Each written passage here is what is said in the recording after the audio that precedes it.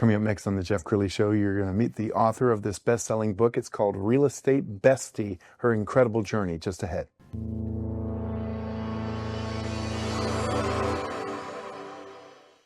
Many are predicting that the worst is yet to come, which is unfortunate, said one person here.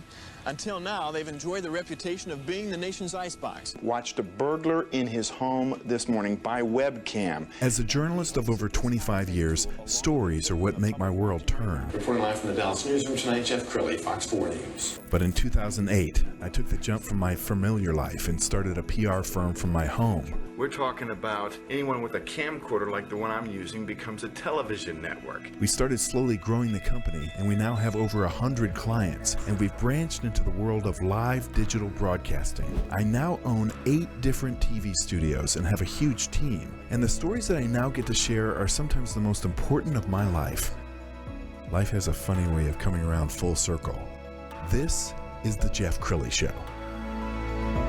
Well, I can't think of a better real estate market than Dallas-Fort Worth. I grew up in Detroit, and when home sales are down in Detroit, realtors can't make a living.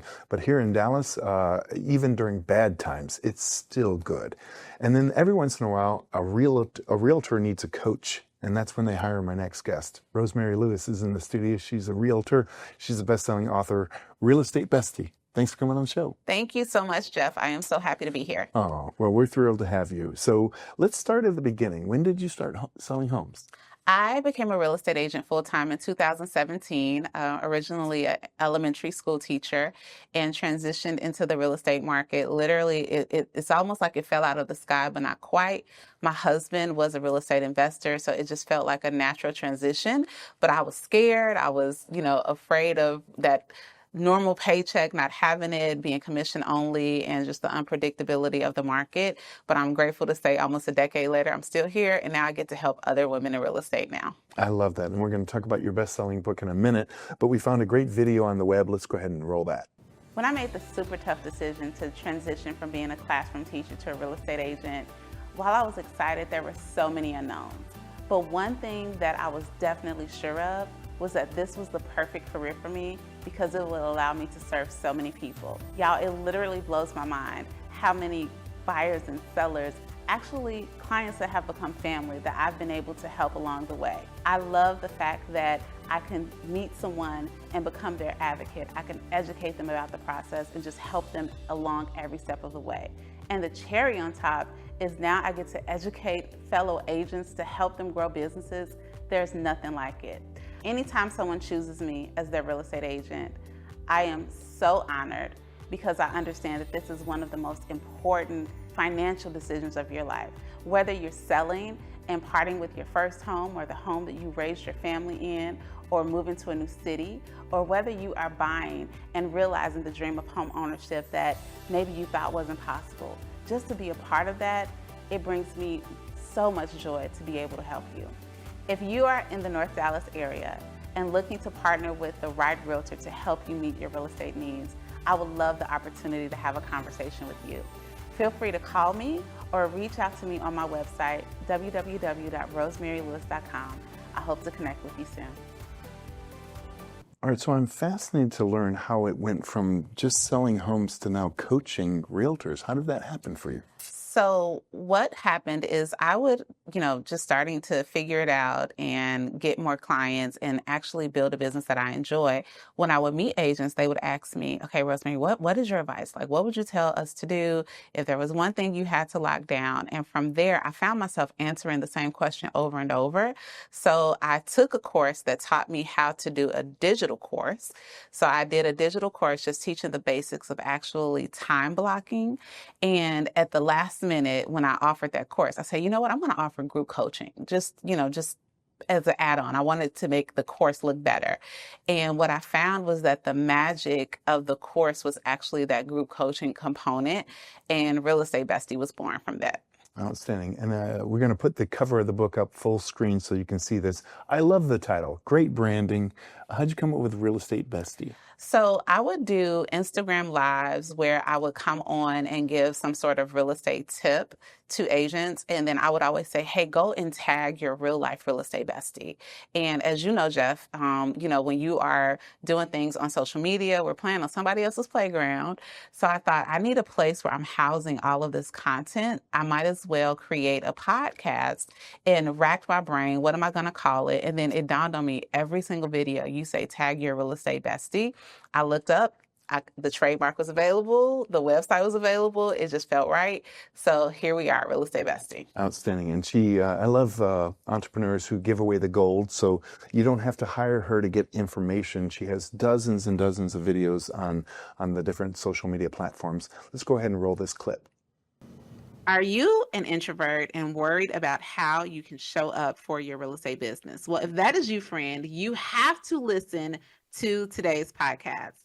I had the pleasure of interviewing my girl, Ashley Harwood. She is a real estate agent and coach out of Boston, but check this out.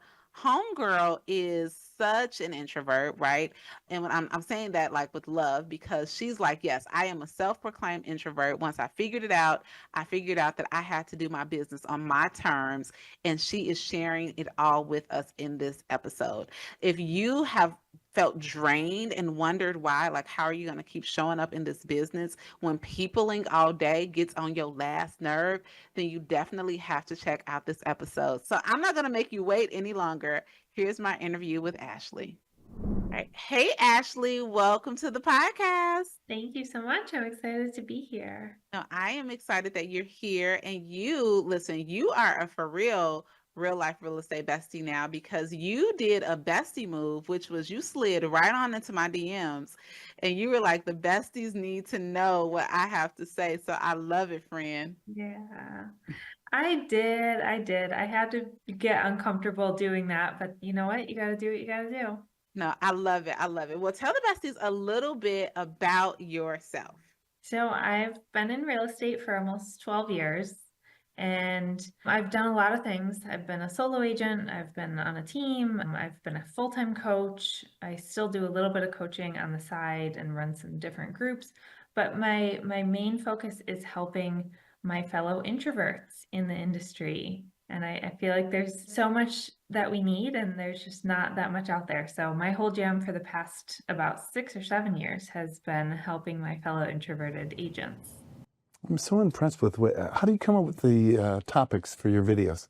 Really just paying attention to what problems the agents have. I think that the best marketer is the best problem solver.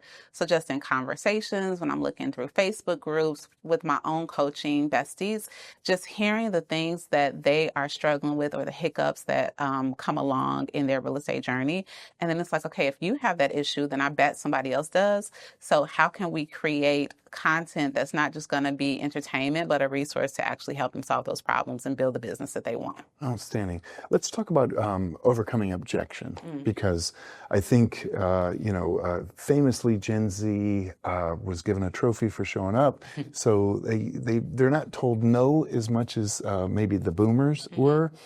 Do you run into a lot of agents who have, they develop a fear of rejection? Absolutely. And then what tends to happen is they think that when they get a no, that must be a sign that you're doing something wrong. Where the philosophy that I really have is that if you're not getting enough no's, then you're not asking enough questions. So we definitely, a huge part of my coaching program is helping agents to identify, again, how you're going to handle those objections. Because for most people, most sellers, it comes down to money. How much money are they going to walk away with? So how are you going to handle that objection with all different type of personalities? Most buyers have the same fears or overwhelm, just concerns. So if we know exactly what's coming and we practice how we're going to help them overcome and, more importantly, self-discover, then that is the secret sauce. So, yeah. Outstanding. We've got some video from home sales here in Dallas-Fort Worth. Let's talk about this market. And as you look in your crystal ball, what do you see for the next few months? I mean, is the housing market going to be sideways, up, down? We are in a very, very different times than what we've seen historically. But in my opinion, I think that once I look around, everywhere I see there are they're building, right? You see developments coming. There is still so much infrastructure coming to the Dallas-Fort Worth area that it's still a very robust market. And we just have to, again, know how to have the conversations to really dig deep and figure out what are the problems that my clients are having and how do I help them solve it? Because at the end of the day, housing is a basic need. Yes. People will always buy and sell real estate no matter what the climate. Our goal is not to force someone to do anything, but to just really present a solution to their problem and let them know what's happening. So I definitely think that we have a lot of opportunity. It is favorable for buyers right now, but because of all of the equity gained, especially during the COVID market, many sellers are still coming out way ahead. Yes. Okay, so in the final 2 minutes, I want you to talk to that realtor who's watching this saying to themselves, I think I found my coach. Because so many people watched $1 Million Listing and they're like, this is so easy and I can do this. And the times when you're really challenged is when the market is a little sluggish. Yep. So what's your words of wisdom to the person who's struggling? Yeah, so my word of wisdom is that the best businesses are built in tough times, right?